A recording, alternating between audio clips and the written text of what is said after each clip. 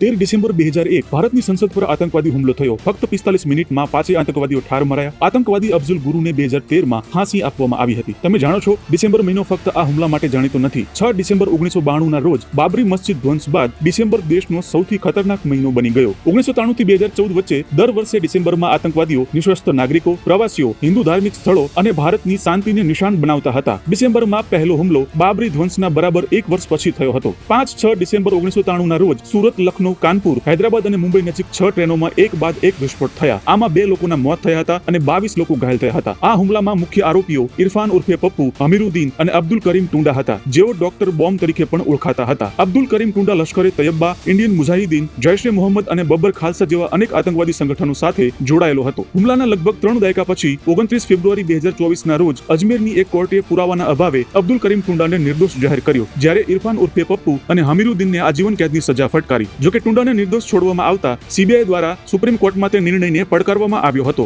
આ હુમલાના બરાબર 7 વર્ષ બાદ 22 ડિસેમ્બર 2000 ના રોજ લાલ કિલ્લા પર હુમલો થયો. આ હુમલો આતંકવાદી સંગઠન લશ્કરે તૈયબા દ્વારા કરવામાં આવ્યો હતો, જેમાં 3 લોકોની ક્રૂર હત્યા કરવામાં આવી હતી. મુખ્ય આરોપી મોહમ્મદ આરિફને ફાંસીની સજા ફટકારવામાં આવી હતી. આના બરાબર 1 વર્ષ બાદ 2 ડિસેમ્બર 2001 ના રોજ જમ્મુ કાશ્મીરના ઉધમપુરમાં લગ્ન સમારોહ પર હુમલો થયો. લગ્ન સમારોહ પર ગોળીઓ વરસાવવામાં આવી, જેમાં 8 લોકોના મોત થયા હતા. આતંકવાદી જૂથ હિઝબુલ મુજાહિદીને હુમલાની જવાબદારી સ્વીકારી હતી. આ હુમલાના 6 દિવસ પછી 8 ડિસેમ્બર 2001 ના રોજ જમ્મુ કાશ્મીરના બારામુલામાં સુરક્ષા દળોના કાફલા પર થયેલા આત્મઘાતી હુમલામાં 7 લોકોના મોત અને 40 નાગરિકો ઘાયલ થયા. આ હુમલાનું આયોજન અલ કાયદા દ્વારા ISI સાથે મળીને કરવામાં આવ્યું હતું. આ હુમલાના 22 દિવસ બાદ 31 ડિસેમ્બર 2001 ના રોજ આતંકવાદીઓએ પૂંછમાં એક લઘુમતી હિન્દુ પરિવારની ક્રૂરતાથી હત્યા કરી, જેમાં એક જ પરિવારના 6 સભ્યોને નિશાન બનાવવામાં આવ્યા હતા. આ ઘટના બાદ આતંકવાદીઓ અકીલ અહેમદ અને રાશિદની ધરપકડ કરવામાં આવી હતી. ફરી 2 અને 6 ડિસેમ્બર 2002 ના રોજ મુંબઈમાં 2 અલગ-અલગ સ્થળ ઘાટકોપર અને સેન્ટ્રલ સ્ટેશન પર વિસ્ફોટ થયા, જેમાં 2 લોકોના મોત અને 39 લોકો ઘાયલ થયા હતા. 21 ડિસેમ્બર 2002 ના રોજ આતંકવાદીઓના ષડયંત્રને કારણે કુર્નુલમાં એક ટ્રેન પાટા પરથી ઉતરી ગઈ, જેમાં 20 લોકોના મોત અને 80 લોકો ઘાયલ થયા. 28 ડિસેમ્બર 2005 ના રોજ આતંકવાદીઓએ ભારતની ટોચની વૈજ્ઞાનિક સંસ્થા